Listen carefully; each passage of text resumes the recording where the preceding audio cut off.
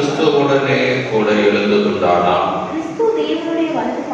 கிறிஸ்து தேவனுடைய வலது பாரிசத்தில் வீற்றிருக்கும் இடத்திலுள்ள மேலானவைகளை தேடுங்கள், பூமியில் உள்ளவைகளை அல்ல. மேலானவைகளையே நாடுங்கள், தேடுங்கள் என்று சொல்லி வேதம் சொல்லுகிறது.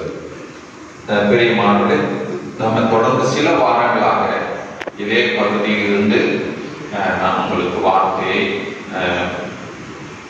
காண்பித்து கொடுத்து கொண்டிருக்கிறேன். கவனிங்க, பூமியில் உள்ளவைகளை அல்ல. நான் ஏற்கனவே விளக்கமா சொல்லிக்கிறேன், பூமிக்கு உரியவைகளை அல்லன்னு சொல்லல, பூமியில் உள்ளவைகளை அல்ல. அப்படின்னா பூமியில உள்ளவைகள் அப்படின்னு சொல்லும் பொழுது சுய பலத்தினாலே, சுய புத்தியினாலே மனிதனுக்கு உண்டாகக்கூடியது எல்லாமே பூமியில் இருந்து உண்டாகக்கூடியவைகள். அதனாலதான் வேதம் சுய புத்தியை சாயாமல் என்று சொல்லி இருக்கிறது. ஆமா, என்ன சொல்லிருக்கு? மேலானவைகளை தேடுங்கள், உயர்வானவைகளை தேடுங்கள், பிதாவினுடைய வலது வருஷத்தில் இருந்து வருகிறவைகளை தேடுங்கள் என்று சொல்லுகிறது. அவைகள் எல்லாம் மேலானவைகள், உயர்ந்தவைகள் என்று சொல்லி நமக்கு வேதம் சொல்லுகிறது. அதாவது பரலோகத்தில் இருந்து நமக்கு ஒன்று வருகிறது அப்படின்னு சொல்லி பார்க்கும்போது என்னன்னா, கிருபையினால கிடைக்கிறது, கிரியைகளினால அல்ல, கிருபையினால கிடைக்கிறது எல்லாமே மேலானவைகள். விசுவாசத்தால கிடைப்பது எல்லாமே மேலானவைகள். வேதம் சொல்லுகிறது, விசுவாசத்தினால் வராத யாவும் பாவம் என்று சொல்லி இருக்கிறது. ஆகவே நாம் விசுவாசிகளா இருக்கிறபடினால நாம் இந்த பூமியில விசுவாசத்தின் மூலமாய் ஒன்றை பெற்றுக்கொள்ள வேண்டும். அப்படி விசுவாசத்தின் மூலமாய் நாம் பெறுகிறவைகள் எல்லாமே நம்முடைய பிதாவினிடத்திலிருந்து வருகிறது. ஏனென்றால் நாம் விசுவாசிக்கிறது நம்முடைய ஆசீர்வாதங்களை அல்ல, நமக்கு ஆசீர்வாதத்தை கொடுக்கிறவரை நாம் விசுவாசிக்கிறோம். ஆகவே அவரிடத்தில் நாம் விசுவாசிக்கும் போது அவரிடத்திலிருந்து நமக்கு வருகிறவைகள் நமக்கு மேலானவைகள். அதற்கு அடுத்ததாக நம்ம பார்க்கும் போது பவுல் சொல்லுகிறார், தேவனால் எங்களுக்கு அருளப்பட்டவைகளை நாங்கள் அறியும்படிக்கு தேவனிடத்திலிருந்து புறப்படுகிற ஆவியையே நாங்கள் பெற்றிருக்கிறோம் என்று சொல்லுகிறார். ஆகவே தேவனுடைய ஆவியினாலே நடத்தப்பட்டு தேவனுடைய ஆவியினாலே ஒரு மனிதனுக்கு வெளிப்படுத்தப்படுகிற காரியங்கள் அது அந்தந்த மனிதர்களுக்கு உரியவைகள். பவுல் அப்படிதான் சொல்றார், எங்களுக்கு அருளப்பட்டவைகளை. தேவனிடத்தில் அன்பு கூறுவர்களுக்கு தேவன் ஆயத்தம் பண்ணி வைத்திருக்கிறவர்களை கண் காணவில்லை, காது கேட்கவில்லை, மனிதனுடைய இருதயத்தில் தோன்றவில்லை. எங்களுக்கு தேவன் தன்னுடைய ஆவியினாலே அவைகளை வெளிப்படுத்தி இருக்கிறார் என்று சொல்லி இருக்கிறது. ஆகவே இந்த பூமியில நாம் வாழும் பொழுது தேவனுடைய ஆவியினாலே வெளிப்படுத்தப்படுகிறவைகள் எல்லாமே மேன்மையானவைகள். அப்படி தேவனுடைய வெளிப்பாட்டை, தேவனுடைய வசனத்தின் வெளிச்சத்தை நாம் தேட வேண்டும். அவைகள் எல்லாம் நமக்கு மேலானவைகள், அவைகள் எல்லாம் பரத்திலிருந்து பிதாவினுடைய சமூகத்திலிருந்து வருகிறது என்று சொல்லி நான் உங்களுக்கு திரும்ப திரும்ப நான் நினைப்பூட்ட விரும்புகிறேன். அடிக்கடி பவுல் சொல்லுவார், மகிழ்ச்சி ஆயுதங்கள், மகிழ்ச்சி ஆயுதங்கள் என்று சொல்லி நான் மறுபடியும் சொல்லுகிறேன் சொல்லுவாரு. ஒரு இடத்துல சொல்லுகிறார், நான் எழுதுனதையே மறுபடியும் எழுதுகிறேன் என்று சொல்லுவாரு. ஆகவே ஒரு காரியத்தை, மிக அவசியமான காரியத்தை நாம் திரும்ப நினைவூட்டுவது மிகவும் முக்கியமானதா இருக்கிறபடினாலே நான் உங்களுக்கு அதை திரும்ப சொல்லுகிறேன். யாக்கோபு 3ஆம் அதிகாரம் 14 17 நாம் வாசித்தோம். நம்முடைய சுபாவங்கள், பூமியில் இருந்து உண்டாகுகிற சுபாவம் பேய் கணக்குக்குரியது. நீங்க எடுக்க வேண்டாம், ஏற்கனவே அதை நான் உங்களுக்கு காண்பித்து கொடுத்துட்டேன். பூமியில் இருந்து உண்டாகக்கூடிய கசப்பு, மன்னிக்க முடியாத குணம், எரிச்சல், சண்டை, வெறி, பழிவாங்குற குணம், இதெல்லாமே பேய்த்தனத்துக்குரியது. இது பரலோகத்திலிருந்து வரல, இது பூமியிலிருந்து உண்டாகிறது என்று சொல்லுகிறார். அப்படி பரலோகத்திலிருந்து வருகிற ஞானம் சுத்தம் உள்ளது, இணக்கம் உள்ளது, அன்பு நிறைந்தது, பாசம் நிறைந்தது என்று சொல்லுகிறார். ஆகவே தெய்வீக சுபாவம் பரத்திலிருந்து வருகிறது, அதை நாம் நாட வேண்டும். வரைக்கும் அதை தேட வேண்டும் என்று சொல்லி நான் காண்பித்து கொடுத்தேன். யாக்கோபு 1ஆம் அதிகாரம் 17வது வசனத்தின்படி நன்மையான எந்த ஒரு ஈவும் பூரணமான எந்த ஒரு வரமும் ஜோதிகளின் பிதாவினிடமிருந்து வருகிறது என்று சொல்லி பார்த்தோம். 3ஆவதாக சங்கீதம் 16:11 நாம் வாசிப்போம். சங்கீதம் 16:11. ஜீவ மார்க்கத்தை எனக்கு தெரியப்படுத்தினேன், உன்னுடைய சமூகத்தில் பரிபூர்ணமான ஆனந்தமும் உம்முடைய வலது பாரிசத்தில் நித்திய பேரின்பமும் உள்ளது. பரிபூரண ஆனந்தம், நித்திய பேரின்பம் ரெண்டு ஒண்ணுதான். ஆனந்தம்னாலும் ஒண்ணுதான், பேரின்பம்னாலும் ஒண்ணுதான். அது எப்படி இருக்கா? பரிபூர்ணமா இருக்கா, முழுமையா இருக்கிறது, அது நித்தியமா இருக்கிறது என்று சொல்லி வேதம் நமக்கு சொல்லுகிறது. எனக்கு அன்பானவர்களே, இந்த பூமியிலையும் ஆனந்தம் இருக்கிறது, இந்த பூமியிலையும் சந்தோஷம் இருக்கிறது, மகிழ்ச்சி இருக்கிறது. ஆனால் இவைகள் எல்லாம் நித்தியமானவைகள் அல்ல, நித்தியமானவைகள் அல்ல. நாம் தேட வேண்டியது நித்திய மகிழ்ச்சி. நித்திய மகிழ்ச்சியை நம்ம தேட வேண்டும். அது தேவனிடத்தில் மாத்திரமே இருக்கிறது. கொஞ்சம் யோசிச்சு பாருங்க. இப்ப சர்ச்சுக்கு வர்றது நமக்கு எப்படி இருக்குது? ரொம்ப சந்தோஷமா இருக்குது. பாடுறோம், பாட்டு பாடுறோம், ஒரு பிரசங்கத்தை கேட்கிறோம். ஆனா இந்த இடத்தை விட்டு நம்ம கடந்து நம்முடைய வாழ்க்கைக்குள்ள மறுபடியும் போகும்போது இந்த இடத்துல இருந்த அதே மகிழ்ச்சி, அதே அந்த மனநிலை நம்ம வீட்டுக்கு போனோட இருக்கா? இல்ல, மாறி போயிடும். அப்போ இந்த இடத்துல கிடைக்கிற இந்த சந்தோஷம் ஒரு நித்தியமான சந்தோஷம் அல்லது குறைந்து போகிற சந்தோஷம். சிலர் பாருங்க, சில பிள்ளைங்க என்ன பண்ணுவாங்கன்னா லவ் பண்ணுவாங்க. என்னதான் பேரண்ட்ஸ் தடுத்தாலும் சரி, செத்தாலும் சாவனே ஒழிய நான் வந்து இவ்வளவு எவ்வளையும் கல்யாணம் பண்ணா வர மாட்டேன் அப்படிம்பாங்க. ஏன்னா அது அவங்களுக்கு அவ்வளவு சந்தோஷமா இருக்கும். ஆமா, மணிக்கணக்கா பேசிக்கிட்டே இருப்பாங்க. இப்போ பார்த்தாலும் போன்ல மொட்டை மாடியில் ஏறிக்கிட்டு அங்க போய் உட்காந்து பேசிட்டே இருப்பாங்க. சிலர் பாருங்க, பொண்ணு மாப்பிள்ளை பெரியவங்களே பார்த்து நிச்சயம் பண்ணி வைப்பாங்க. அந்த நிச்சயம் பண்ண நாள்ல 2 பேரும் போன் நம்பர் வாங்கிக்குவாங்க. பேசிக்கிட்டே இருப்பாங்க, பேசுவாங்க பேசுவாங்க பேசுவாங்க பேசிக்கிட்டே இருப்பாங்க. கல்யாணம் ஆகி 1 மாசம் கழிச்சோன்னா அங்கிருந்து வர கம்ப்ளைண்ட் என்னன்னா, பேசவே மாட்டேங்கிறாருங்க. இவ்வளவு நாள் பேசி பேசி பேசி கொண்டாருங்க, இப்ப பேசாமையே கொள்றாருங்க. ஏன் பேச மாட்டேங்கிறேன்னா, என்னையா பண்றது? பேசுனா சண்டை வந்துருது.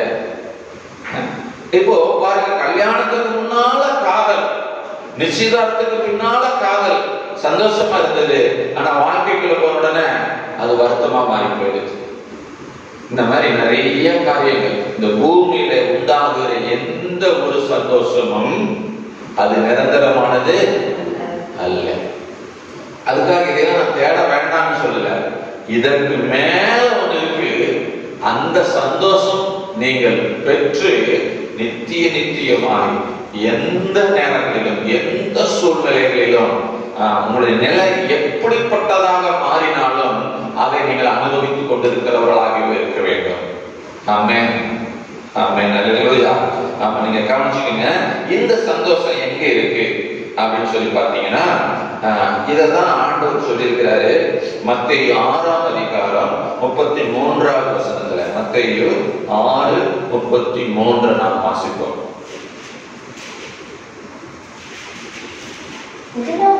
முதலாவது தேவனுடைய ராஜ்யத்தையும் அவருடைய நீதியையும் தேடுங்கள், அப்பொழுது இவைகள் எல்லாம் உங்களுக்கு கூட கொடுக்கப்படும். அதுக்கு முதல் வசனத்தை வாசிக்குமா?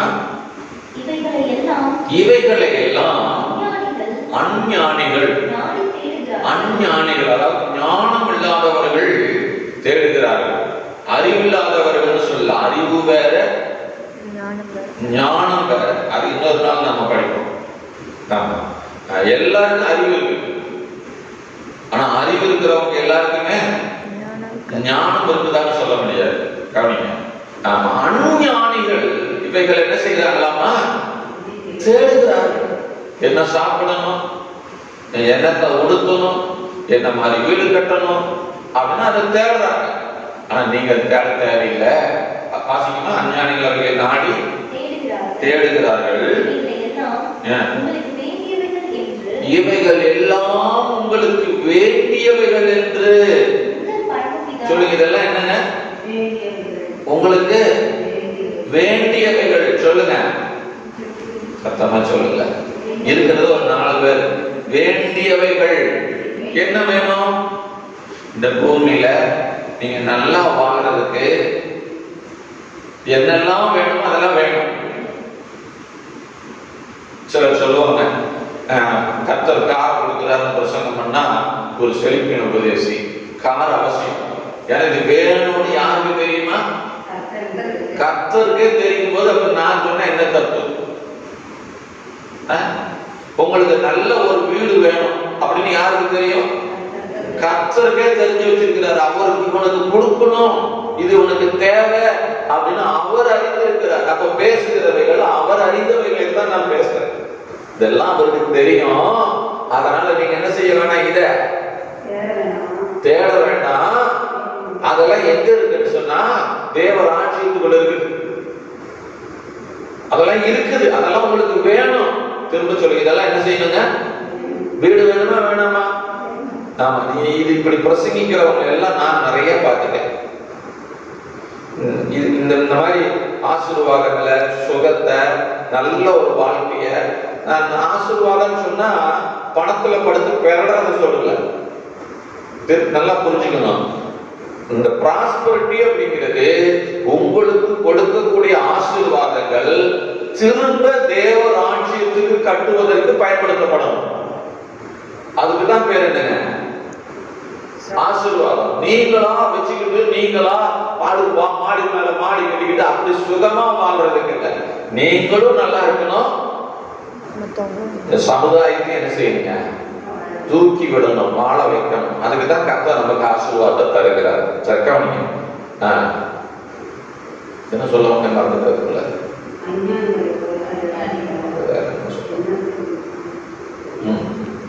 இதெல்லாம் கர்த்தருக்கு என்ன செய்யுங்க? தேவை என்று அறிந்திருக்கிறார். அவருக்கு எல்லாம் தெரியும். அவருக்கு தெரியாதது ஒன்றுமே இது தேவைன்னு தெரிஞ்சதுனாலதான் அவர் கொடுக்க ஆயத்தமா இருக்கிறார். இது எல்லாமே அவர் எதுக்குள்ள வச்சிருக்கிறாருன்னா தேவ ராஜ்யத்துக்குள்ள வச்சிருக்கிறாரு. எங்க இருக்குங்க? உங்களுக்கு தேவையான அனைத்தும் நாம் இப்ப தேடுறோம் பாத்தீங்களா? இப்ப எனக்கு கிடைக்கணும்னு விரும்புறோம் பாத்தீங்களா? என்னுடைய வாழ்க்கைக்கு இது வந்தா நல்லா இருக்கும்னு நான் நினைக்கிறேன் பாத்தீங்களா? இது எல்லாமே தேவனுடைய ராஜ்யத்துக்குள்ள இருக்கிறது. இந்த தேவ ராஜ்யத்திற்குள் இருக்கிறதுனால நீங்க என்ன செய்யுங்க? வாசிக்கும் அந்த வசனத்தை மறுபடியும் படிக்கவில்லை. அஞ்ஞானி தேடி தேடுகிறார்கள், இவைகள் எல்லாம் உங்களுக்கு வேண்டியவர்கள் என்று ஒரு பிதா அறிந்திருக்கிறார். அதனால நீங்க முதலாவது தேவனுடைய ராஜ்யத்தையும் அவருடைய நீதியையும் தேடுங்கள். அப்பொழுது இவைகள் எல்லாம் உங்களுக்கு சேர்ந்து வந்துடும். ஆமென். இப்போ வருமா வராதா? சொல்லுங்க, வருமா வராதா? உங்களுக்கு என்னெல்லாம் தேவை என்று சொல்லி நீங்கள் அறிந்திருக்கிறதை விட உங்கள் பிதா அறிந்திருக்கிறார். ஆமென். இப்ப நம்ம பெனடுக்கு 2 பையன். இப்ப அந்த 2 பசங்களுக்கு தனக்கு என்ன தேவைங்கிறது முழுசுமா அவங்களுக்கு தெரியாது. அவனை போய் கேட்டா என்ன சொல்லுவான்? ஒரு டம்ளர் டீ வேணுமா? பெரியவனை கேட்டா, சின்னவனை கேட்டா ஒண்ணுமே சொல்ல தெரியாது. ஏன்னா அவனுக்கு பேசவோ கேட்கவோ சிந்திக்கவோ அவனுக்கு அறிவே இல்லை.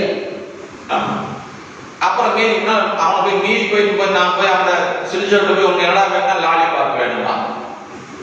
ஆனா அவங்க அப்பா கிட்ட உன் பையனுக்கு என்ன வேணும்னு கேட்டா அவரு சொல்லுவாரு, என் பையன் இந்த ஸ்கூல்ல படிக்கணுங்க, இந்த மாதிரி படிக்கணுங்க, இந்த மாதிரி அவன் ட்ரெஸ் போடணுங்க, ஃபியூச்சர்ல இந்த மாதிரி அவன் இப்படி வாழணுங்க அப்படின்னு சொல்லி அந்த பிள்ளை நினைக்கிற நினைவை விட அந்த தகப்பனுடைய நினைவு பெருசா இருக்கப்ப இருக்காதா? பெரியங்கா நினைக்கிறத விட பெரியங்காவுடைய அம்மா என்ன நினைக்கிறாங்க? எல்லாத்தையும் எல்லாருடைய தகப்பனும் தன்னுடைய பிள்ளையை காட்டிலும் தான் பிள்ளை நினைக்கிறத விட சில நேரத்துல அதை தப்பான முடிவெடுக்க கூட இல்ல இப்படி முடிவெடுக்க கூடாது, இது உனக்கு சரிப்படாது, ஆகவே நான் இப்படிதான் ஆக்க விரும்புறேன் என்று சொல்லி நம்ம சில நேரங்கள் நம்ம என்ன செய்யறோம், அந்த பிள்ளைகளுக்கு கற்றுக் கொடுக்கிறோம். வேதம் சொல்லுகிறது, இயேசு சொல்லுகிறாரு, பொல்லாதவர்களாகி நீங்களே உங்கள் பிள்ளைகளுக்கு இப்படி நல்லதா செய்யணும், உயர்வை கொடுக்கணும், மேன்மையை கொடுக்கணும்னு சொல்லி நீங்க நினைச்சிருக்கும் போது என்னுடைய குமாரனியை அனுப்பி ரத்தத்தை சிந்தி உங்களை மீட்டு எடுத்து என் வலது கரத்துல வச்சிருக்கிற நான் உங்களுக்கு எவ்வளவு செய்வேங்கிறத நினைச்சு பாருங்க. ஆமென் சொல்லுவோமா? ஆமென். அல்லேலூயா. அவர் ரொம்ப நல்லவருங்க. அதனாலதான் அவர் எனக்கு அவர் பார்க்கும் போதெல்லாம் நல்லவராகவே தெரியல. ஸ்தோத்திரம். ஆமென்.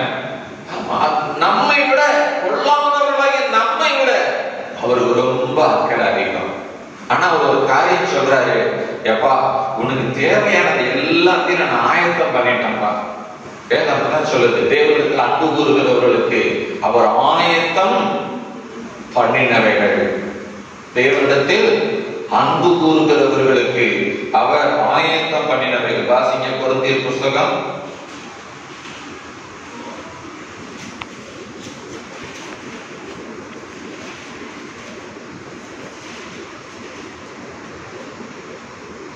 1 கொரிந்தியர் 3ஆம் அதிகாரம் நினைக்கிறேன். 1 கொரிந்தியர் 2ஆம் அதிகாரம் 9ஆம் வசனம். எழுதியிருக்கிறபடி தேவன் தம்மில் அன்பு கூறுகிறவர்களுக்கு ஆயத்தம் பண்ணுகிறவைகளா ஆயத்தம் பண்ணினவைகளா? சத்தமா சொல்லுங்களேன். ஏற்கனவே உங்களுக்கு ஆயத்தம் பண்ணிட்டாருங்க. உங்களை ஏற்கனவே அவர் உலக தோற்றத்திற்கு முன்னதாகவே உங்களை என்ன பண்ணிட்டாருங்க, முன்குறிச்சிட்டாரு. ஆமென் சொல்லாம? உலக தோற்றத்துக்கு முன்னால முன்குறிச்சாருன்னு எப்போ?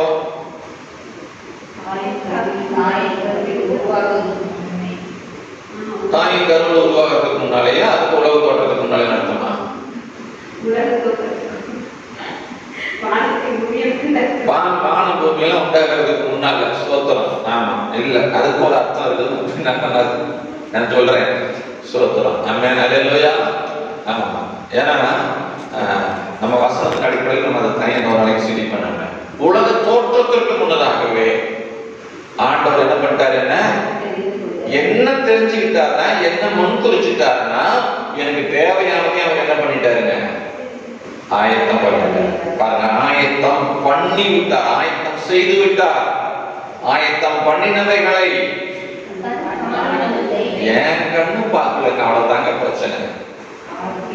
என் கண்ணு பார்க்கல, அதனால நமக்கு இன்னும் என்ன செய்யல, நம்ம என்ன நினைச்சிட்டு இருக்கிறோம், எனக்கு எது இன்னும் வரல, எனக்கு இன்னும் ஆண்டவர் கொடுக்கல, எனக்கு கொடுக்கல. நேற்று சர்ச்சுக்கு வந்தா அவனுக்கு கொடுத்துட்டாரு, நான் 5 வருஷமா சர்ச்சுக்கு வரேன், எனக்கு ஆண்டவர் எதுவுமே இல்ல. ஏற்கனவே அவர் என்ன பண்ணிட்டாருங்க, ஆயத்தம் பண்ணிட்டார். கண் காணல, யாரும் உங்ககிட்ட சொல்லல.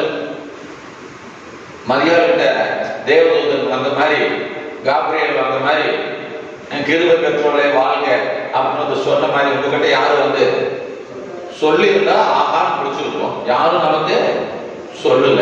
அப்படியே சொல்ற பிரசங்க எங்க வந்தாலும் இந்த பிரசங்கத்தை கேட்டுட்டு அப்படியே வெளியே போகும்போது அதையை விட்டுட்டு என்ன செஞ்சிடறோம், ஏன்னா நமக்கு பிரசங்கம் வாழறதுக்கு இல்லை, கேட்கறது இல்லை. அதனால அதையும் நமக்கு என்ன வச்சுக்கிறது இல்லை, நம்ம வச்சுக்கிறது இல்லை. கண்ணால காணவும் இல்லை, காதால கேட்கவும் இல்லை. சரி, இந்த 2 தான் நடக்கல. அடுத்த விஷயம், இருதயம் தான் நினைவு, மனசு. மனசுல கூட எனக்கு என்னெல்லாம் இருக்கு, இதெல்லாம் எனக்கு கிடைக்குமா, எனக்கு எங்க கிடைக்க போகுது? நீ கோடீஸ்வரனாக போற அப்படின்னு பணத்தை பார்த்து சொன்னா, இப்ப இருக்கிற நிலைமையில நான் கடனை கட்டினாவே போதும், நான் எங்க கோடீஸ்வரனாக போதும். அந்த பையனை சொன்னா கோச்சுக்க மாட்டாங்க, அதனால சொல்றேன் நான். எல்லாரும் அதான் நம்ம நினைச்சிட்டு இருக்கிறோம். இப்ப பாருங்க, மனசுல கூட நமக்கு என்ன வரமாட்டேங்குதுங்க, நம்பிக்கை வரமாட்டேங்குது. என்ன லெவலுக்கு போவே நமக்கு வரமாட்டேங்குது. அதுதான் பிரச்சனை. கண்ணு காணல ரைட்டு, காது கேட்கல ரைட்டு, மனசுலயும் என்ன பண்ண மாட்டேங்குது, தோண மாட்டேங்குது. பரவாயில்ல, இங்க கண்ணுலயும் காண வேண்டாம், காதுலயும் கேட்க வேண்டாம், மனசுலயும் தோன்றாட்டி பரவாயில்ல. அடுத்தவர் என்ன சொல்றாரு தெரியுங்களா?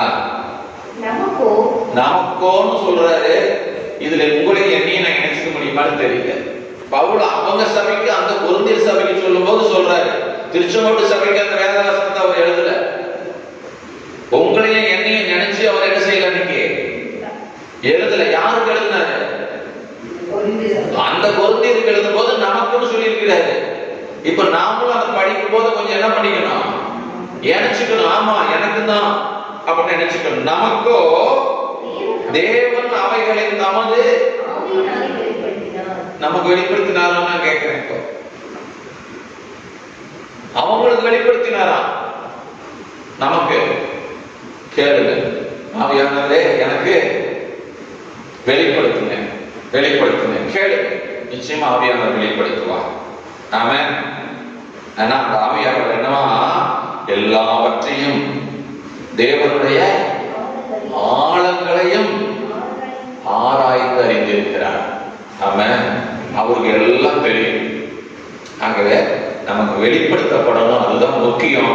ஆனா நமக்கு ஒரு ஆளுக்கு வெளிப்படுத்தப்பட்டு சொல்லும் போது இன்னொரு ஆள் வெளிப்படுத்தப்படாத ஆள் என்ன சொல்றான், பேசாத, வாய மூடு, நீ பேசுறதே சரியில்லை, நீ பிரசங்கிக்கிறதே சரியில்லை அப்படின்னு சொல்லி அடிச்சிடுறாங்க, குற்றப்படுத்திடுறாங்க. இல்லைங்க, கர்த்தர் நமக்கு ஏராளமான ஆசீர்வாதங்களை வைத்திருக்கிறார். அவைகள் எல்லாம் எங்க இருக்குன்னா தேவனுடைய ராஜ்யத்துக்குள் இருக்கிறது. அதனாலதான் தேவன் சொல்றார், இயேசு சொல்றார், முதலாவது தேவனுடைய ராஜ்யத்தையும் நீதியையும் தேடுங்கள், தேடுங்கள். ஆமென், ஆமென். அப்ப நீங்க எதை தேடணும்? ஆமா, தேவன் ராஜ்யம். இந்த தேவனுடைய ராஜ்யத்துல என்ன இருக்கு? லூக்கா எழுதின சுவிசேஷ புஸ்தகம் 17ஆம் அதிகாரம் 20வது வசனம் 21வது வசனத்துக்கு வாசிங்களேன். லூக்கா 17 20 21. தேவனுடைய ராஜ்யம் எப்பொழுது வரும் என்று பரிசேயர் அவரிடத்தில் கேட்ட பொழுது. கவனிங்க, நான் இப்படி சில கொஞ்ச நாளைக்கு முன்னால தேவனுடைய ராஜ்ய சுவிசேஷம்ங்கிறதே தேவனுடைய ராஜ்யத்தை குறித்து பேசுறதுதான். தேவன் உங்களை ஆள வர போறாரு அப்படின்னு பேச வரதான்னு சொல்லி பிரசங்கம் சொல்லிட்டு இருந்து பாத்தீங்களா.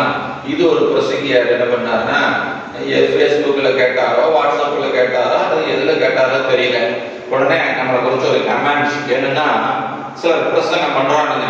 என்ன பிரசங்கம் பண்றாங்க? தேவராஜ்யம் எங்கேயோ அங்கிருந்து இங்க என்ன செய்யலாமா வருதாமா, அந்த தேவராஜ்யத்தோட எல்லாம் வருதான், கார் வருதான், மங்களா வருதான், நகை வருதான், இப்படி எல்லாம் பேசுறாங்க. இல்ல இல்ல, ஏசு இப்ப ராஜாவா வரல, இனிமேதான் என்ன பண்ணுவாரு, இப்ப வந்து அடிமையா வந்தாராம், நம்முடைய பாவத்துக்காக சாக வந்தாராம். அப்ப எப்படி வருவாராமா, ராஜாவா வருவாராம் அப்படின்னு சொல்லி பிரசங்கிச்சாங்க. அது எந்த அடிப்படையில பிரசங்கிச்சாருன்னு தெரியல. பாவம் அவரே நினைக்கிறேன், அந்த சபையை நினைக்கும் போது எனக்கு பரிதாபமாக இருக்குது. ஸ்தோத்திரம். கவனிங்க, இப்ப பாருங்க, தேவரோட ராஜ்யத்தை குறிச்சு இந்த யூதர்கள் ரொம்ப எதிர்பார்த்துட்டு இருக்கிறாங்க. மேசியா வருவாரு, மேசியா வருவாரு, மேசியா வருவாரு எதிர்பார்த்துட்டு இருக்காங்க. இப்ப அவர்கிட்ட கேட்கிறாங்க, தேவராஜ்யம் எப்ப வரும் அப்படின்னு கேட்கும்போது அவர் சொல்றாரு, கவனிங்க, அவர்களுக்கு அவர் பிரதியுத்தரமாக தேவனுடைய ராஜ்யம் பிரதியட்சமா வராது. எப்படி பிரதியட்சம்னா என்ன? நீங்க ஒரு ராஜ்யத்தை பாக்குறீங்களே, ஒரு அரண்மனை இருக்குது, அங்க ஒரு சிங்காசனம் இருக்குது, அங்க ஆயிரக்கணக்கான போர் வீரர்கள் இருக்கிறாங்க, எல்லாம் கத்தி கப்படெல்லாம் வச்சுக்கிட்டு அப்படி என்ன செய்யறாங்க, ஆயுதங்களை போட்டு நின்றுட்டு இருக்கிறாங்க, கம்பளம் விரிச்சிருக்கிறாங்க. அந்த சிங்காசனத்துல ஒருத்தர் என்ன பண்ணிட்டு இருக்கிறாரு, உட்கார்ந்துட்டு ரூல் பண்ணிட்டு இருக்கிறாரு. இந்த மாதிரி நீங்க கண்களினாலே காண்கிற மாதிரி தேவனுடைய ராஜ்யம் இருக்காது. அதெல்லாம் பிரதேசமா தெரியாது, கண்ணுல பாக்குற மாதிரி தெரியாது. தேவனுடைய ராஜ்யம் என்பது ஆவிக்குரியது. ஆசிமா, இதோ இங்கே என்றும் இதோ அங்கே என்றும், இதோ எருசலேமில் இருக்குது, இதே யூதேயா இருக்குது, இது அப்படி இந்தியாவில் இருக்குது, அது அமெரிக்காவுக்கு போவோம், அப்புறம் ஆப்பிரிக்காவுக்கு வரும், அப்புறம் இலங்கைக்கு வரும்னு சொல்லி இப்படி ஒவ்வொரு நாடா போய்கிட்டு இருக்கும்னு என்ன செய்ய சொல்ல முடியாது.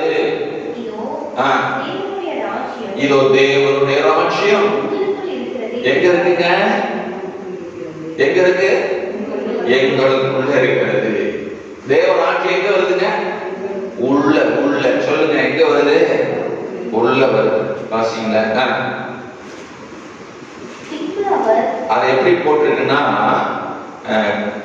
God's kingdom is already expanding within some of you. உங்களுக்குள்ள இருந்து அந்த தேவராஜ்யம் தான் இங்க இருக்குங்க, விரிவடைந்து கொண்டே இருக்கிறது. உங்களுக்குள்ள இன்னொருவருக்குள்ள இன்னொருவருக்குள்ள இன்னொருவருக்குள்ள இன்னொருவருக்குள்ள இப்படி தேவராஜ்யம் அரண்மனையாகவோ சிங்காசனமாகவோ இல்லாம ஒரு மனிதர்களுக்குள்ள இருந்து இன்னொரு மனுஷனுக்குள்ள இன்னொரு மனுஷனுக்குள்ள இன்னொரு மனுஷனுக்குள்ள இன்னொரு மனுஷனுக்குள்ள கடந்து போகிறதா இருக்கிறது என்று சொல்லி சொல்லுகிறார். ஆமென் ஆமென் சொல்லுமா? ஆமா. அவர் சொல்றாரு, இயேசு இந்த பூமிக்கு என்னவா வரலையா? நான் அந்த பிரசங்கியாக குறை சொல்றதுக்காக சொல்லல. ஒருவேளை உங்களுக்குள்ளேயே யாராவது அப்படிப்பட்ட நினைவோடு இருந்தீங்கன்னா அந்த நினைவை எடுத்து போடுறதுக்காக பேசிக்கிட்டு இருக்கிறேன். இயேசு இந்த பூமியில் இருக்கிற ராஜா மாதிரி வரல. ஆனா மக்கள், அவங்க யூதர்கள் என்ன பண்ணாங்கன்னா, இங்க இருக்கிற ராஜா மாதிரி என்ன பண்ணுவார்? வந்து சிங்காசனத்துல உட்கார்ந்து அப்படியே கத்தி எடுத்து ரோமர்களோட போராடி ரோம சாம்ராஜ்யத்தின் அடிமைத்தனத்திலிருந்து யூதர்கள் என்ன பண்ணிடுவாரு? மீட்டெடுத்துருவாருன்னு நினைச்சாங்க. அதற்காக அவர் வரல. அந்தகாரத்தின் ஆவிகளிடத்தில் இருந்து, இருளின் வல்லமைகளில் இருந்து, பொல்லாத பிசாசுடைய வல்லமையில் இருந்து, பாவ ராஜ்யத்தின் வல்லமையில் இருந்து ஒரு மனுஷனை விடுவிப்பதற்காக இந்த பூமிக்கு இயேசு வந்தார். ஆமென் அல்லேலூயா. ஆமா. அதனாலதான் அவர், நீங்க வேதத்துல வாசிச்சீங்கன்னா அவரை கைது பண்ணி வச்சிருப்பாங்க. அப்படி கைது பண்ணி வச்சிருக்கும் போது பிலாத்து கேட்பான், எல்லாரும் உங்களை வந்து ராஜான்னு சொல்றாங்களே, நீங்க ராஜா தானா? வாசிங்க யோவான் சுவிசேஷ புத்தகத்துல ஒவ்வொரு இடத்துலயும் ஒவ்வொரு மாதிரி எழுதியிருக்கோம். நம்ம ரெண்டையும் சேர்த்து வச்சு படிச்சாதான் அது புரியும். யோவான் 18ஆம் அதிகாரம்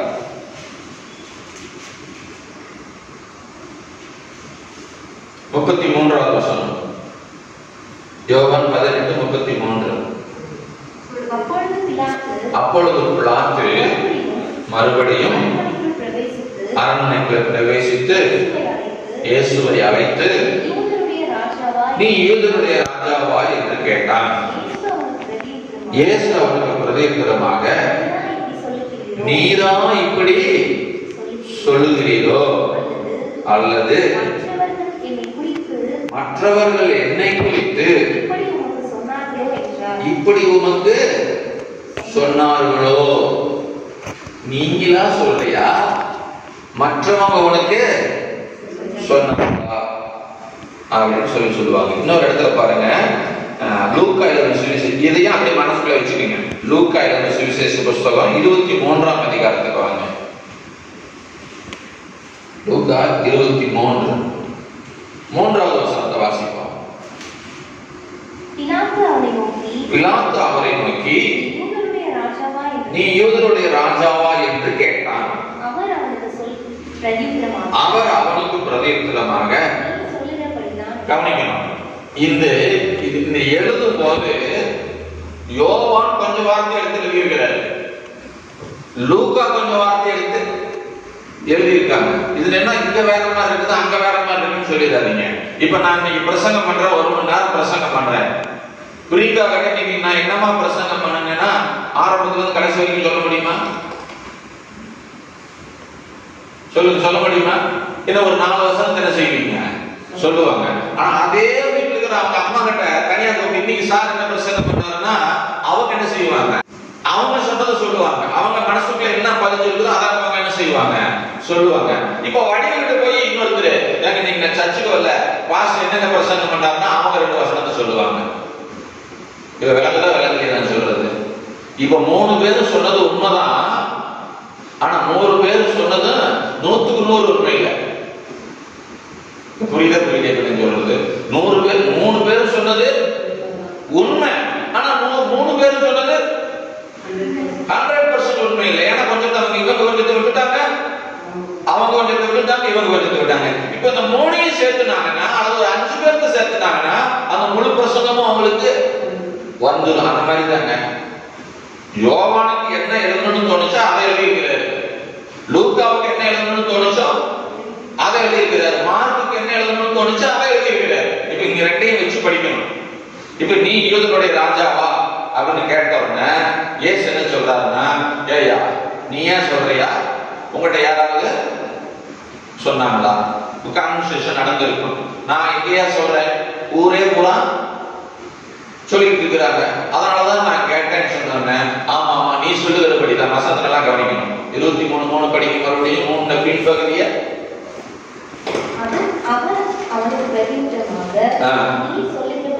நீர் சொல்லுகிறபடிதான். நீர் சொல்லுகிறபடிதான் அப்படின்னு என்ன அர்த்தம்? நான் ராஜாதான் அப்படின்னு சொல்லிட்டு இப்ப யோவானுக்கு வாங்க. யோவான் 18க்கு வாங்க. 36வது வசனத்தை வாசிங்க. இயேசு பிரதியுத்தரமாக, என்னுடைய ராஜ்யம் இவ்வளவு இந்த உலகத்தில் இல்லைன்னு அல்ல, இந்த உலகத்தில் இல்லைன்னு சொல்லல, இந்த உலகத்துக்கு உரியது இல்லை. இந்த உலகத்துக்கு உரிய ராஜ்யம் எப்படி இருக்கும்? ஒரு அரண்மனை இருக்கும், சீட்டாசனம் இருக்கும், வேலைக்காரங்க இருப்பாங்க, போர் சேவகர் இருப்பாங்க, கத்தி கப்படம் ஈட்டி துப்பாக்கி இதெல்லாம் இருக்கு. இதெல்லாம் உலகத்தில் இருக்கக்கூடிய ராஜ்யம். ஏன் ராஜ்யம் அப்படிப்பட்ட ராஜ்யம் இல்ல. என் ராஜ்யம் இந்த உங்களை மாதிரி இருக்கிற மாதிரி இருந்துச்சுன்னு சொன்னா, ஒப்பு கொடுக்கப்படாதபடிக்கு போராடி இருப்பார்களே, இப்படி இருக்க எங்க இல்ல இவ்விடத்திற்கு. எந்த இடத்திற்கு?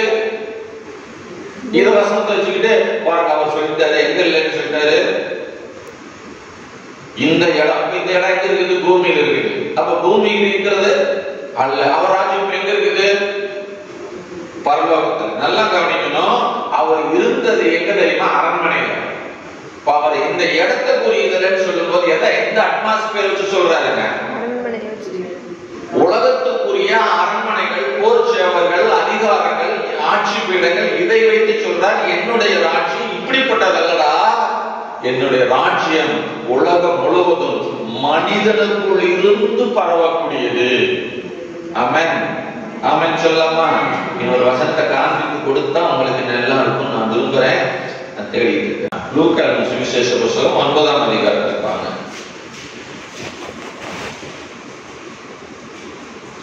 இந்த மாதிரி நிறைய இடத்துல வசனம் இருக்கு. தயவு செஞ்சு நீங்க புரிஞ்சுக்கணும்.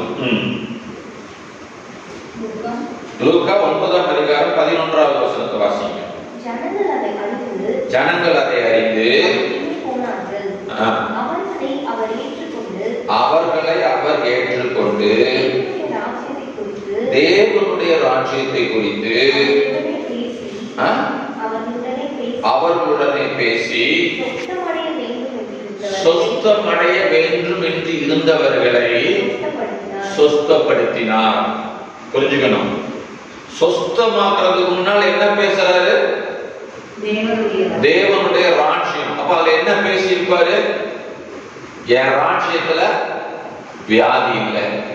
அப்ப என் ராஜ்யத்துக்கு நீங்க வந்தீங்கன்னா இந்த வியாதி நீங்கன்னு சொல்லி பிரசங்கிச்சுட்டு அதை செயல்படுத்தி காட்டுறாரு. மத்தேயு சுவிசேஷ புத்தகத்துக்கு வாங்க. 4ஆம் அதிகாரம்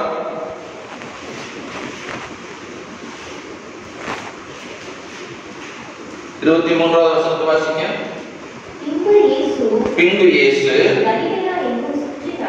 கலிலேயா எங்கும் சுற்றி நடந்து ஜெப ஆலயங்களில் உபதேசித்து ராஜ்யத்தின் சுவிசேஷத்தை. என்ன சுவிசேஷம்? சத்தமா சொல்லுங்க. என்ன சுவிசேஷம்? இப்ப சுவிசேஷம்னா என்னது? எதை பேசணும்? ராஜ்யம். சுவிசேஷம் என்றால் ராஜ்யம். உங்களை இருள் ஆண்டு கொண்டு இருக்கிறது. உங்களை பிசாசு ஆண்டு கொண்டிருக்கிறது. அதனால் உங்களுக்கு வேதனை, அதனால் உங்களுக்கு கண்ணீர், அதனால் உங்களுக்கு துன்பம், அதனால் தோல்வி, அதனால் வருத்தம், அதனால் நஷ்டம். இதிலிருந்து நீங்கள் வெளியே வர வேண்டுமானால் நீங்கள் இன்னொரு ராஜ்யத்துக்குள்ள வர வேண்டும். அது எங்க அப்பா இயேசுவின் ராஜ்யம். ஆமென். உங்களை தேவன் ஆள விரும்புகிறார். ஐயா, உலகத்துல 2 கட்சி இருக்கு. இப்ப தமிழ்நாட்டுல புறப்படமா 2 கட்சி இருக்கு.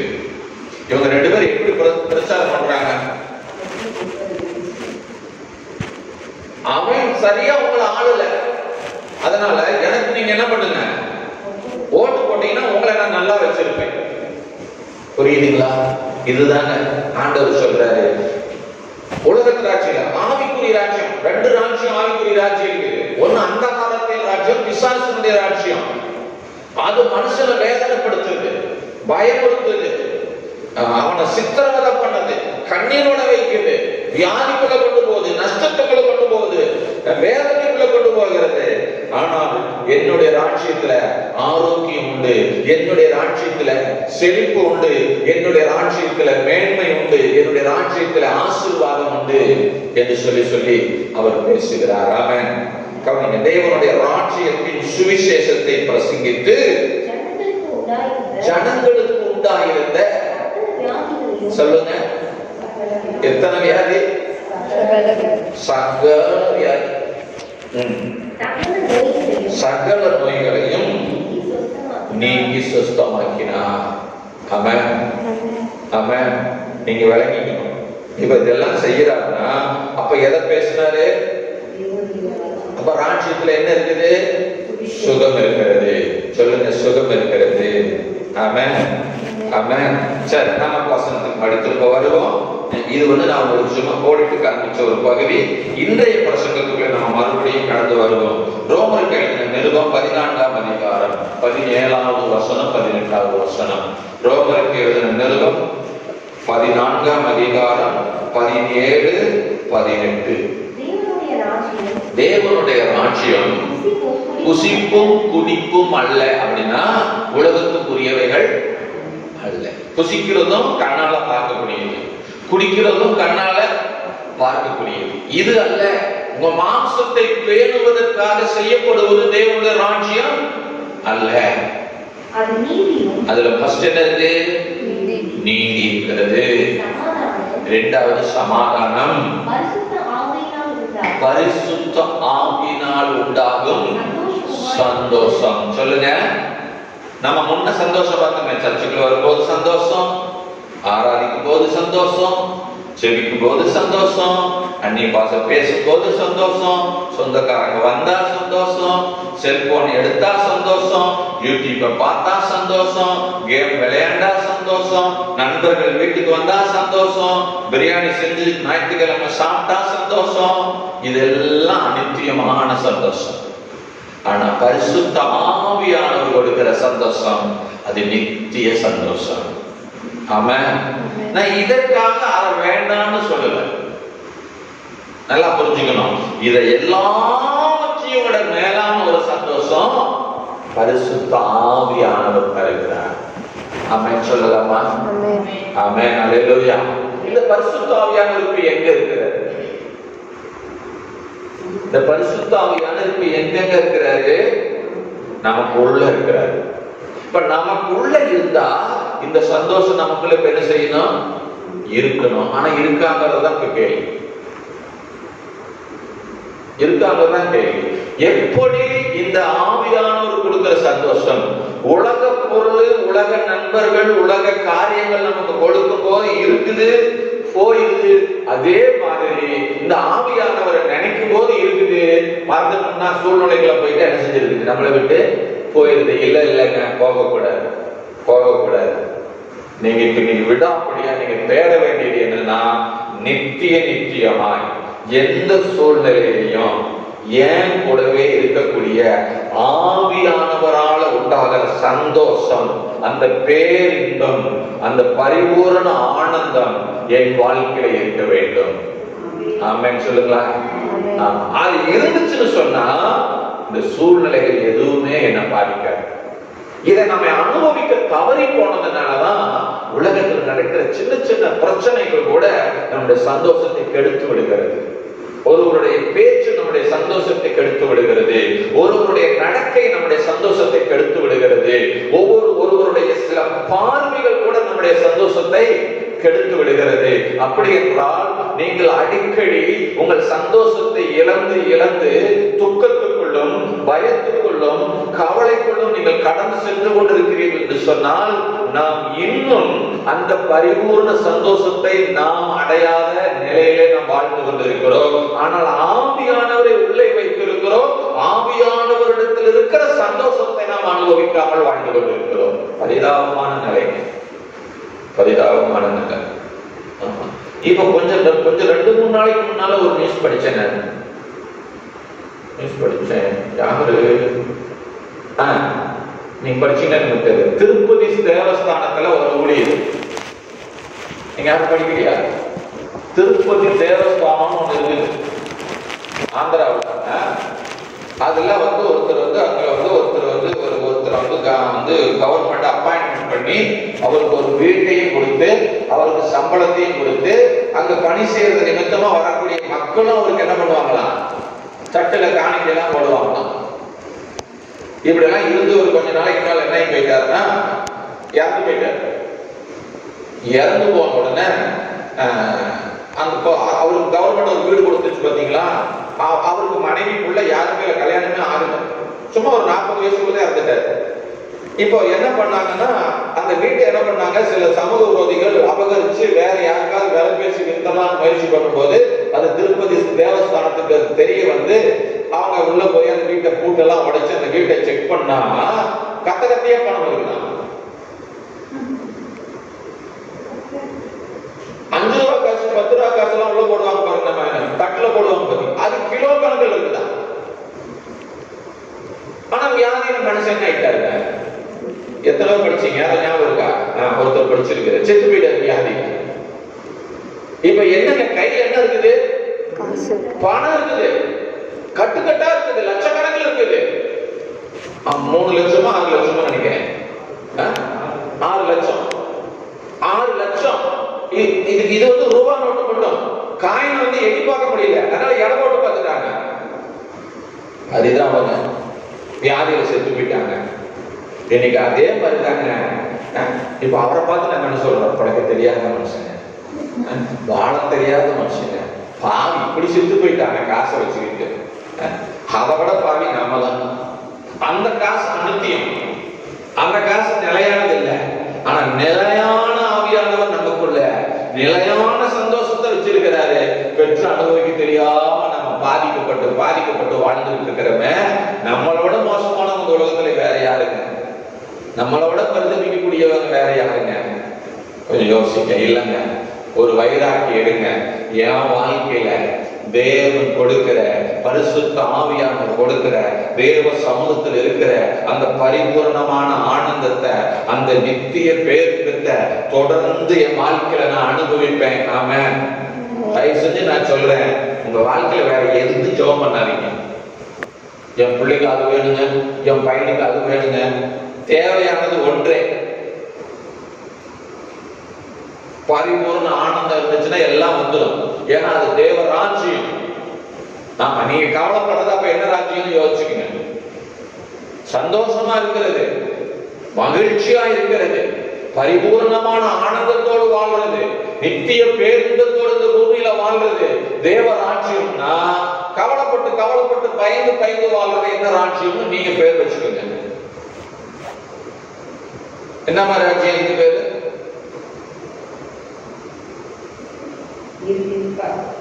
கசமாட்டீங்க. பயம் இல்லாம, கவலை இல்லாம, பரிபூர்ண ஆனந்தத்தோடு சந்தோஷத்தோடு மகிழ்ச்சியா வாழ்ந்துகிட்டு இருந்தா அது தேவராட்சியத்துல வாழ்ற வாழ்க்கை. அதுக்கு பதிலா கோபப்பட்டு பயந்து எரிஞ்சு விழுந்து இப்படி வாழ்ந்துகிட்டு இருந்தா அதுக்கு என்ன வாழ்க்கை? சத்தமா சொல்லுங்க. அப்ப எந்த ராஜ்யத்துல நாம இருக்கோம்? பரிதாபங்கள் என்னுடைய வாழ்க்கை இல்லைங்க. ஆமென், அல்லேலூயா. இல்ல, கர்த்தர் நமக்கு பரிபூர்ணமான சந்தோஷத்தை கொடுக்க அவர் ஆயத்தமா இருக்கிறார். ஆமென், ஆமென் சொல்லலாமா? ஆமா, திரும்ப சொல்றேன், ஒரு மனிதன் இந்த பரிசுத்த ஆவியானவர் கொடுக்கிற சந்தோஷத்தை அனுபவிக்க ஆரம்பிச்சுட்டா இந்த உலகம் அந்த சந்தோஷத்தை எடுக்க முடியாது. இந்த சந்தோஷத்தை எந்த நிகழ்வுகளும் திருடவே முடியாது. வேதத்தில் நீங்க 2 காரியத்தை மாத்திரம் நான் உங்களுக்கு காண்பித்து கொடுக்க விரும்புகிறேன். 2 கொரிந்தியர் 7ஆம் அதிகாரம் 4வது வசனத்தை வாசிங்க. 2 கொரிந்தியர் 7ஆம் அதிகாரம் 4வது வசனம்.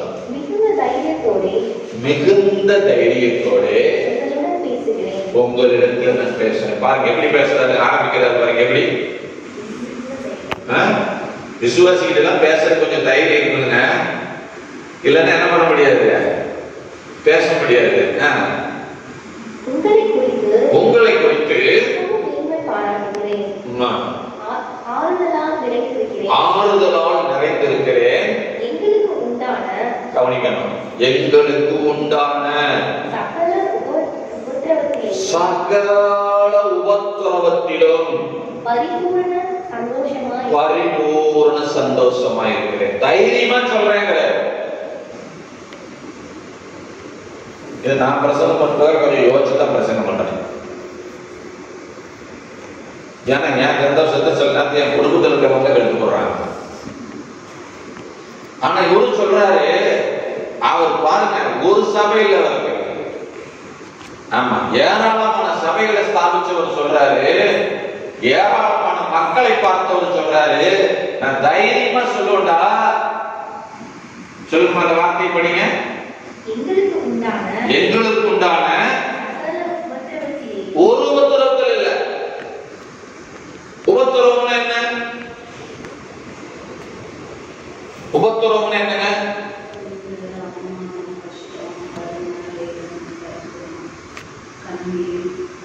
நிறைய நமக்கு லிஸ்ட் வந்துடும். இந்த உபத்திரவங்கிறது தயவு செஞ்சு நிறைய புரிஞ்சுக்கங்க.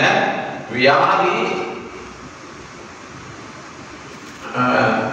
சொல்றேன். உபத்திரத்துல 2 காரியம் இருக்கு. ஒண்ணு வந்து சோதனை, இன்னொன்னு வந்து பாடுகள், உபத்திரவம். அதாவது இயேசுவின் நிமித்தமாக அனுபவிக்கிறவைகள் எல்லாம் இந்த பேர்ல என்னங்க? பாடு, உபத்திரவம். நாமளா வழியா போய் மாட்டிக்கிட்டு கஷ்டப்படுறோம் பாத்தீங்களா, அவைகளுக்கு பேர் என்ன? சோதனைகள். ரெண்டையும் விளங்கிக்கணும். இயேசுவின் நிமித்தமா ஒருத்தன் வந்து என்ன அடிச்சுட்டான், அதுக்கு பேர் என்ன? பாடுன்னு சொல்லலாம், உபத்திரவம்னு சொல்லலாம். இயேசுவை ஏத்துக்கிட்டதுனால என் வீட்டுல இருந்து என்ன துரத்தி விட்டுட்டாங்க, எனக்கு சாப்பாட்டுக்கு வழி இல்லை, இப்ப வறுமை. இது என்னங்க? உபத்திரவம். உபத்திரவம். இப்போ எங்கிட்ட ஒருத்தர் வந்து சொல்றான், சார் பிட்காயின்ல 1 லட்சம் ரூபாய் போட்டீங்கன்னா 3 நாள்ல 5 லட்சமா மாறிடுச்சு சார் சொல்றான். இப்ப இருக்கிறதெல்லாம் வலிச்சு நான் கொண்டாட்டி நகையெல்லாம் வாங்கி கொண்டு போய் பேங்க்ல வச்சு கொண்டு போய் அதுல போடுறேன். போட்டு அடுத்த நாள் துபுக்குன்னு போயிடுச்சு. இப்ப வீட்டுக்கு வந்தா விளக்கமாத்த தூக்கி தெரிய நிற்பாங்க, நான் கர்த்தருக்காக உபத்திரவப்படுகிறேன் சொல்லலாமா? இது என்னங்க? சோதனையில போய் மாட்டிக்கிட்டு கண்ணி. நல்லா புரிஞ்சுக்கணும். இப்ப 2யுமே நான் உங்களுக்கு சொல்லி தர போறேன். நான் இப்ப மறுபடியும் படிக்கணும். எங்களுக்கு வந்து சகல உபத்திரவங்களையும் நான் கொஞ்சம் சந்தோஷம் இல்லைங்க. இதுதாங்க பரிசுத்த ஆவியானவர் கொடுக்கிற சந்தோஷம். ஆமென் சொல்லாமா? ஆமென் சொல்லாமா? இந்த உபத்திரவம் என்னன்னு கொஞ்சம் பார்த்தரலாமா? அவரே பட்டியல் போட்டார். அதே 2 கொரிந்தியர் 11ஆம் அதிகாரத்துக்கு வாங்க. 2 கொரிந்தியர் 11ஆம் அதிகாரத்துல நான் எப்படி எல்லாம் உபத்திரவப்பட்டேன், நான் என்ன மாதிரி எல்லாம் கஷ்டத்தை அனுபவிச்சேன் அப்படின்னு அவரே சொல்றாரு. 23ஆவது வசனத்திலிருந்து 28 வரைக்கும் வாசிங்க. அவர்கள் கிறிஸ்துவின் ஊழியக்காரரா? நான் அதிகம் புத்தியீனமாய் பேசுகிறேன். நான் அதிகமாய் பிரயாசப்பட்டவன், அதிகமாய் அடிபட்டவன், அதிகமாய் காவல்களில் வைக்கப்பட்டவன், அதிகமா செயல்ல என்ன போட்டாங்க, அநேக தரம் மரண அவதிங்க. யூதர்களால் ஒன்று குறைய 40 அடி அப்படின்னா 39 அடி ஒரே நேரத்துல குட்டிச்சானுங்கன்னா என்ன அடி? எத்தனை அடிங்க? 39 அடி அடிச்சுட்டு தான் நிறுத்துவானுங்க. அந்த மாதிரி 5 அப்ப எத்தனை அடி? 5 20 195 அடி. எதுல வாங்கியிருக்கிறாரு? சவுத்துல. என்னைக்கோ ஒரு நாள் புருஷன் பெல்ட்ல அடிச்சிருப்பான். சாகிற வரைக்கும் அதை என்ன பண்றது இல்ல, நினைச்சு நினைச்சு அதையவே அலுவலகத்தில் இருக்கிறது. ஆனா இவரு சொல்றாரு 195 முறை சவுத்துல அடி வாங்கிட்டு நான் பரிபூரண சந்தோஷமா இருக்கிறேன். மனுஷனா யோசிச்சு பாருங்க. வாசிங்க. 3 தரம் மிலார். மிலார்னா என்னங்க? குச்சி. குச்சி எடுத்து வச்சு பட்டையா 3 தரம் எடுத்துட்டானுங்க. கல் எடுத்து அடிச்சு கல் இருந்தா செத்தல தவிர வேற வழியே கிடையாது. அப்படிதான் வேதத்துல போட்டிருக்கு. நம்ம எடுத்து வாசிக்கிறதுக்கு நேரம் இல்லை. கல் எரிஞ்சு செத்து போயிட்டாங்கன்னு சொல்லி இழுத்து கொண்டு போய் பட்டணத்தை விட்டு என்ன செஞ்சிருவாங்க, வெளியே போட்டு போயிடுவாங்க. கொஞ்ச நேரம் கழிச்சு எந்திரிச்சு மறுபடியும் ஸ்தோத்திரம் ஸ்தோத்திரம் ஆர்கிஸ் கொண்டு வாங்கடே, பூஸ்ட் கொண்டு வாங்கடா அப்படின்னு அவர் என்ன செய்யல சொல்லல. மறுபடியும் எழுந்து போனாரு. 3 தரம் கப்பல்ல போன சேதம். கடல்ல ராமனுசு கடல்ல கடந்தேன். பிரயாணம் பண்ணினேன். 6 என்ன மோசப்படுத்துச்சு. திருடங்க என்ன மோசப்படுத்தினாங்க. என் சொந்த ஜனங்களே என்ன மோசப்படுத்தினாங்க. அந்நிய ஜனங்கள் இந்த மோசப்படுத்தினாங்க. பட்டணத்துல மோசம், வனாந்தரத்துல மோசம், சமுத்திரத்துல மோசம். நல்லா பழகிட்டே இருந்து என்ன ஏமாத்திட்டு போனா பாத்தீங்களா? அவனால நான் எவ்வளவு பாடுபட்டேன். பிரயாசத்திலும் வருத்தத்திலும் கண் விழிப்புகளிலும் பசி தாகம். பாருங்க, தண்ணி குடிக்கிறது கூட அந்த சில நேரத்துல தண்ணி இல்லை மனுஷனுக்கு. இப்படி எல்லாம் பாடுபட்ட மனுஷன் சொல்றாரு, இத்தனை பாடுகளை நான் அனுபவித்திருந்தாலும். இன்னொரு பட்டியல் ஒன்று இருக்குது. அநேக முறை உபவாசங்களிலும் குடி இல்லாம எல்லாம் போகக்கூடிய நிலம் வந்துருச்சுங்க. இதெல்லாம் இல்லாம நான் இதுவரைக்கும் ஸ்தாபிச்சுட்டு வந்தேன். இந்த சபையெல்லாம் நான் சொன்ன உபதேசத்தில் இருக்குமா? எவனாவது வந்து மாத்திட்டு போயிடுவானா, கொள்ளையாடிட்டு போயிடுவானா, ஏமாத்திடுவானா, இவங்களை திசை திருப்பிடுவானான்னு சொல்லி அந்த சபையை குறிச்சு தினம் எனக்கு கவலை. ஆனா இதை எல்லாத்தையும் நான் அனுபவிச்சாலும் என்னுடைய ஆவியில என் மனதுல நான் பரிபூரண சந்தோஷமா இருக்கிறேன். ஆமென். இந்த பட்டியல யாராவது ஒருத்தர் இருக்கீங்களா? ஒரு பட்டியல இருக்கீங்களா? இந்த பட்டியல வந்து ஒரு லிஸ்ட் உங்க வாழ்க்கையில் இருக்குதா? என் வாழ்க்கையில் இல்லை, உங்க வாழ்க்கையில் இல்லை. ஆனா நமக்கு சந்தோஷமும் இல்லை. மாறுவோம், விரும்புவோம், ஆசைப்படுவோம். இப்படி வாழ முடியும் முதல் நினைங்க. எந்த சூழ்நிலையிலையும், எந்த உபத்திரவத்திலையும், எந்த பாடுகள்லையும், எந்த அவமானங்கள்லையும் நான் சந்தோஷமா வாழ, இதெல்லாம் சொல்றதுக்கு நல்லா இருக்குதுன்னு சொன்னதுனால நம்ம வாழ முடியல. வாழ முடியும். என்னை பலப்படுத்துகிற கிறிஸ்துவினால சந்தோஷமா இருக்க என்னால முடியும் சொல்லி பாருங்க. என்னை பலப்படுத்து. என்னால முடியாது, ஏன்னா எனக்குள்ள ஒருவர் இருக்கிறார். எனக்குள்ள இன்னொரு ராஜ்யம் இருக்கிறது, இன்னொரு வல்லமை எனக்குள்ள இருக்கிறது, இன்னொரு ஆளுகை இருக்கிறது. அந்த ஆளுகையினால நான் இந்த பூமியில சந்தோஷமாய் வாழ முடியும். ஆமென் சொல்லலாமா? ஆமென். ஹல்லேலூயா. சரி, இப்ப அடுத்து 2வது, இது வந்து கிறிஸ்துவின் நிமித்தம் வரக்கூடிய பாடு. இப்ப சில நேரத்துல நாமே வழியில போய் என்ன பண்ணிக்கோங்க, மாட்டிக்கிறது. அது என்ன சொல்லியிருக்கு? யாக்கோபின் நிருபம் 1ஆம் அதிகாரத்துக்கு வாங்க. யாக்கோபின் நிருபம் 1ஆம் அதிகாரம் 2வது வசனத்திலிருந்து வாசிங்கம்மா. என் சகோதரரே, பலவிதமான சொல்லிருங்க. எத்தனை வித சோதனை? பலவிதமான. சத்தமா சொல்லுங்க. பலவிதமான சோதனைகளில் அகப்படும் போது, அகப்படுத்தும் பொழுது, அகப்படும் பொழுதா? நல்ல, என் பைபிள் அகப்படுத்தும் பொழுது இருக்குது. உங்க பைபிள் என்ன இருக்கு பாருங்க. அப்ப அது யாரு வேலை? அகப்படுறது யார் வேலை? அகப்படுத்தும் பொழுதுதான் வேற எவனோ ஒருத்தவங்களை என்ன பண்றான், மாட்டி விடுறான்னு அர்த்தம். அகப்படும் பொழுதுனா அங்க வழியில வந்து கண்ணி வச்சிருக்குன்னு தெரிஞ்சு கொண்டு காலை விட்டு என்ன பண்ணிக்கிறது, மாட்டிக்கிறது.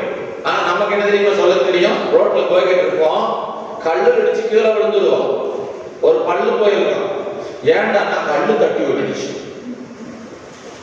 கல்லு வந்து என்ன பண்ணுச்சு, நம்மள கல்லு தட்டி நான் விழுந்துட்டேன்னு சொல்றது இல்லை, என்ன சொல்றது, கல்லு என்ன தட்டி விட்டுடுச்சுங்க. ஆமா, இப்படிதான் நமக்கு பழக்கம்.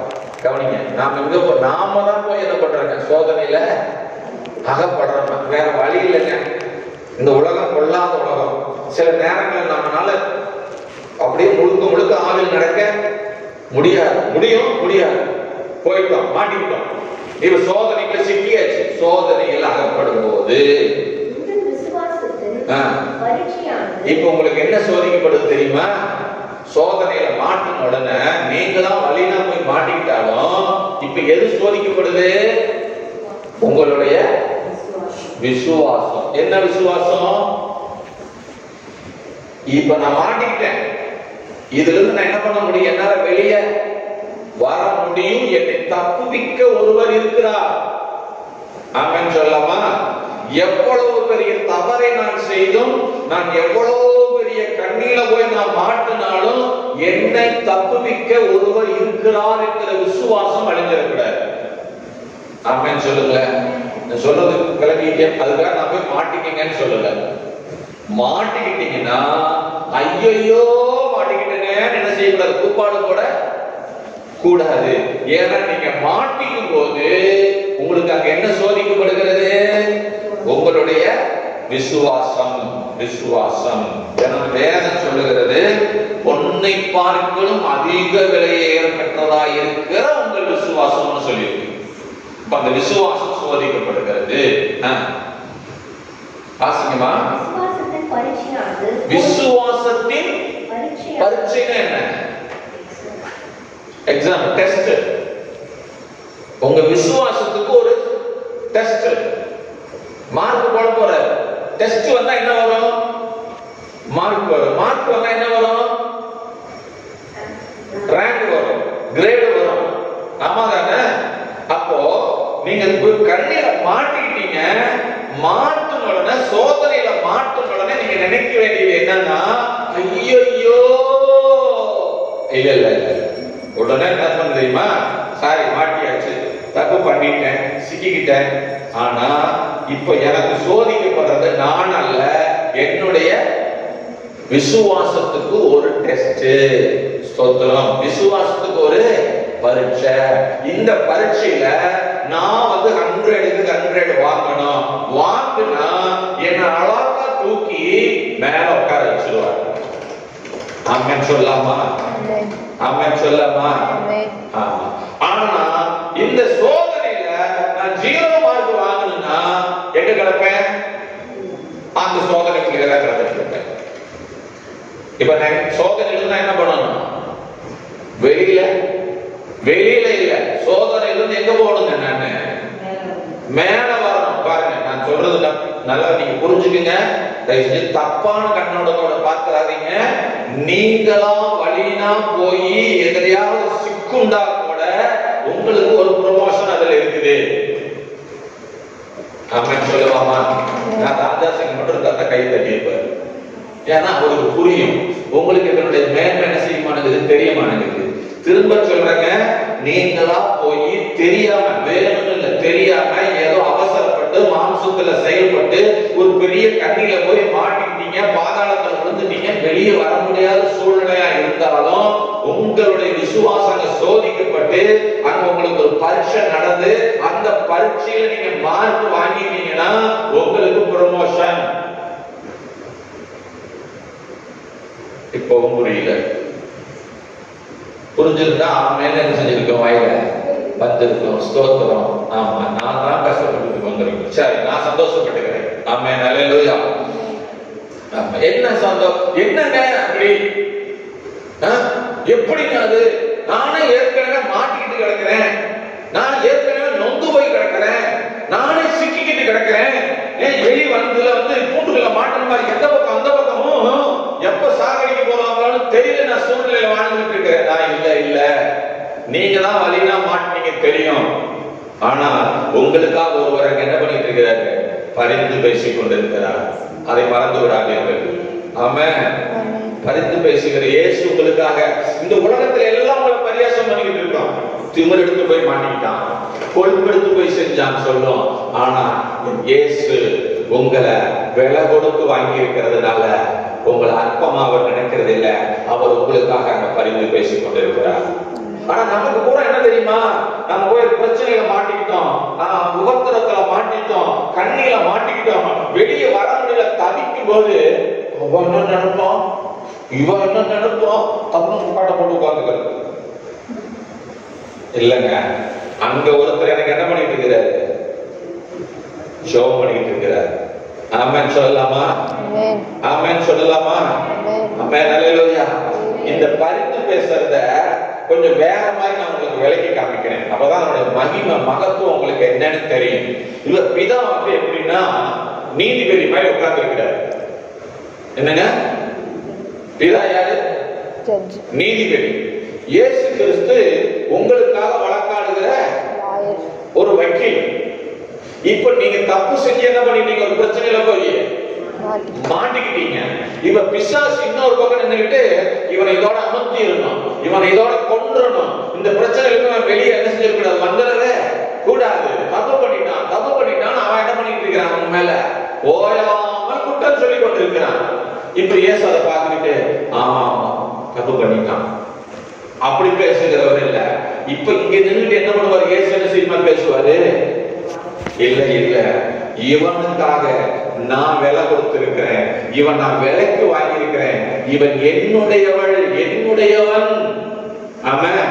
நான் மறுபடியும் என் ரத்தத்தை சிந்தி என் ரத்தத்தை அவனுக்கு கொடுத்து நான் கழுவ, என்னுடைய ரத்தம் இன்னும் பரிசுத்தமா இருக்குது என்று சொல்லி பிதாவின் இடத்துல அவர் பேசிக் கொண்டிருப்பார்.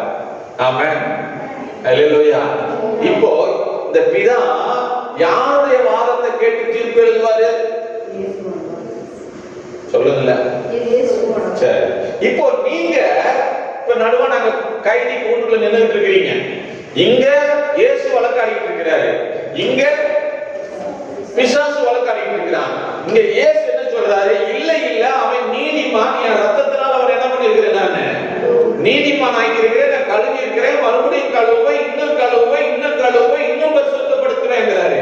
இங்க நான் போய் இந்த கூண்டுக்குள்ள நின்னுட்டு இல்ல நான் ஒரு புழுவு, நான் ஒண்ணுக்குமே ஆகாதவன், நான் எல்லாம் பண்ணிட்டேன், இனிமே வாழ்க்கையில் நான் முன்னேறவே முடியாது, இதோட என் வாழ்க்கை முடிஞ்சிச்சு, அவ்வளவுதான், முடிஞ்சு போச்சு, என் வாழ்க்கை முடிஞ்சிருச்சு, இனிமே என்னால தலை தூக்கவே முடியாது, இனிமே நான் மேலே வர முடியாது இப்படின்னு நான் பேசிட்டு கொண்டிருந்தா அங்க வழக்காளர்கள் அச்சோ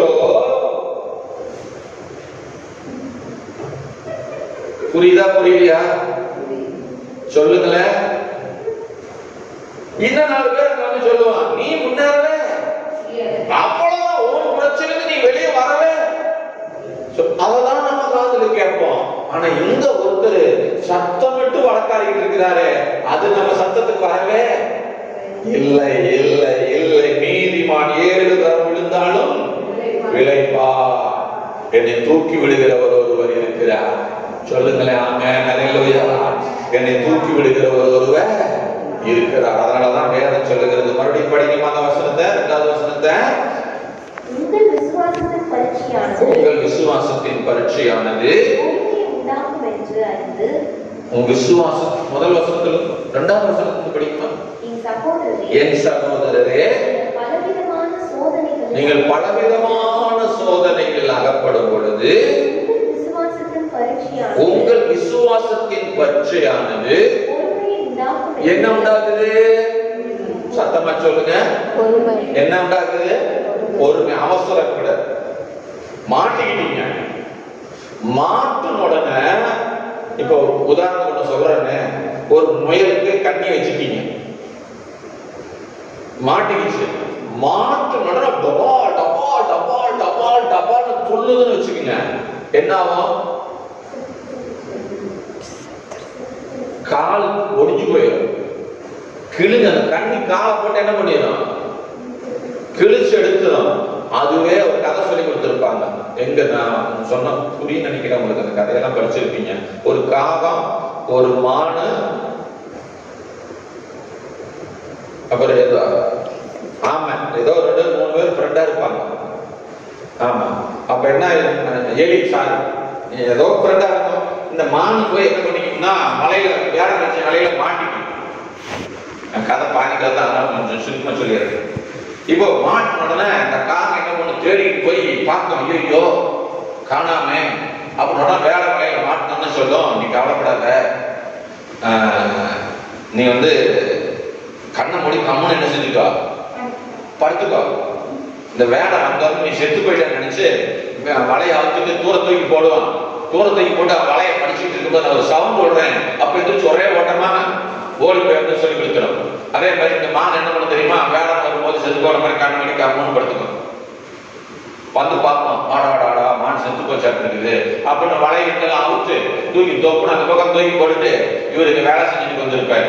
இவர் ஏமாந்த நேரம் பார்த்தாலும் இந்த காக்கா ஒரு சிக்னல் கொடுக்கும், உடனே என்ன பண்ணிடுங்க, ஓடி போயிடும். ஆமே. ஆனா அதை விட்டுட்டு நீ எல்லாம் சொன்னதா நான் கேட்க மாட்டேன், நான் எப்படியாவது வலையை விட்டு வெளியே வந்துடுறேன்னு போட்டு திமிரி குதிச்சுன்னு என்ன ஆகும், செத்து போயிடும். ஆமா அப்போ என்ன செய்யணுமா, மாட்டிக்கிட்டோம் அப்படின்னா அமைதியா இருக்கணும், ஆண்டவர் ஆராய்ச்சிக்கிட்டு சந்தோஷமா ஸ்தோத்திரம் பண்ணிக்கிட்டே இருக்கணுமா. அது என்ன உண்டாக்குது, இப்போ சத்தமா சொல்லுங்க, பொறுமையை உண்டாக்கும் என்று அறிந்து, முதல்ல அறிஞ்சாதான். நீங்க பிரச்சனைகளை மாட்டிக்கிட்டீங்கன்னா உங்களுக்குள்ள ஒரு சுபாவம் உருவாக போகுது. என்ன சுபாவம்? பொறுமை, பொறுமை, பொறுமை. ஆமா அந்த பரீட்சை, அந்த டெஸ்ட் தான். என்ன டெஸ்ட்? உங்க விசுவாசத்தின் டெஸ்ட். அந்த விசுவாசம் என்ன? நிச்சயமா எனக்கு ஒருத்தர் வழக்காடிட்டு இருக்கிறாரு, அவர் நிச்சயமா இந்த பிரச்சனையில என்ன பண்ணுவாரு, தூக்குவார், என்னை தூக்குவார், என்னை உயர்த்துவார், என் கால்களை மான்கால்களை போலாக்குவார், என்னை உயர்ஸ்தலத்தில் என்னை மீண்டும் நிறுத்துவார், நிறுத்துவார், நிறுத்துவார் என்று சொல்லி ஒரு மனிதன் தேவனை அப்படியே நம்பி நம்பி தேவனை ஆராதிச்சு விசுவாசித்துக் கொண்டிருக்கும் போது அவனுக்கு அங்க பொறுமை உண்டாகிட்டே இருக்கு. அதை என்ன செய்யுங்க, அதை மிகுந்த சந்தோஷமாக எண்ணுங்கள். எதை? அந்த சோதனையை சந்தோஷமா எண்ணுங்க. ஹலோ, சோதனைங்கிறது யார் செஞ்ச தவறு? நம்ம செஞ்ச தவறு, மாட்டிக்கிட்டோம். ஆனா மாட்டினாலும் என்ன எனக்கு விடுதலை உண்டு, விமோசனம் உண்டு, அதுல இன்னொரு ப்ரமோஷன் கிடைக்குது, எனக்கு ஒரு குணம் உருவாக போகுது, என்னுடைய விசுவாசம் சோதிக்கப்பட்டு எனக்கு பொறுமை உண்டாக போகிறது. ஆமென் சொல்லுவோமா? அந்த பொறுமை உண்டாவதனால நான் என்ன பண்ணணுமா, அந்த சோதனையை சந்தோஷமாக ஏற்றுக்கொள்ள வேண்டும். நாம அடுத்த வருஷத்தை வாசிக்குமா? நல்லா கவனிங்க. நாங்க ஒன்றிலும் குறைவு இல்லாமல், சொல்லுங்க, நான் ஒன்றிலும் குறைவு இல்லாமல். சுகத்துல குறைவு கூடாது, பணத்துல குறைவு கூடாது. படிவு சொன்னாங்க, நான் முதல்ல 10 காசு கூட கேட்டேன். எப்ப சர்ச்சுக்கு வந்தனா அன்னையிலிருந்து நான் வேலைக்கு போனாலும் வேலைக்கு போகாட்டி என் கையில காசு இருக்கு, சாப்பாட்டுக்குன்னு பிரச்சனைய. அவங்க கோடீஸ்வரி ஆயிரல, ஆனா கர்த்தர் என்ன பண்ணிருக்கிறாருங்க, ஆசீர்வதிச்சிருக்கிறார். அதான் ஒன்றிலும் குறைவு இல்லாமல் என்னங்க, பூர்ணராயும் நிறைவுள்ளவர்களாயும் இருக்கும்படி. சத்தமா சொல்லுங்க, நீங்க ஒன்றிலும் குறையில்லாம நிறைவுள்ளவங்களா பூர்ணரா இருக்கணும்னா பொறுமை வேலை செய்யணுமா? பொறுமை உங்ககிட்ட வேலை செஞ்சாதான், உங்ககிட்ட பொறுமைங்கிறது ஒண்ணு உருவானாதான் நீங்க குறைவற்றவர்களா மாற முடியுமா? இப்ப இந்த பொறுமை எங்க இருந்து வரும்? எந்த எதிர்கிட்ட இருந்து வர? சோதனையிலிருந்து தான் வரும். சோதனை வரும்போதுதான் நீங்க அதை சகிச்சு, அதை ஏற்று, அதை சந்தோஷமா எடுத்து, கர்த்தர் எனக்கு நிச்சயமா விடுதலை தருவார் பொறுமையா காத்திருக்க உங்களுக்குள்ள என்ன குணம் உருவாகுது? பொறுமை உருவாகுது. பொறுமை உருவாயிட்டா ஆசீர்வாதம் தானா வந்துடும். விளங்குனா சந்தோஷமா இல்லையே சொல்லுங்களா? அப்ப எப்போ நாம எப்படித்தான் இருக்கணும்? சோதனைய சந்தோஷமா சந்திக்க தயாரா இருக்கணும். ஆமென். ஹல்லேலூயா, ஹல்லேலூயா. கண்களை மூடி ஜெபம் பண்ணலாமா?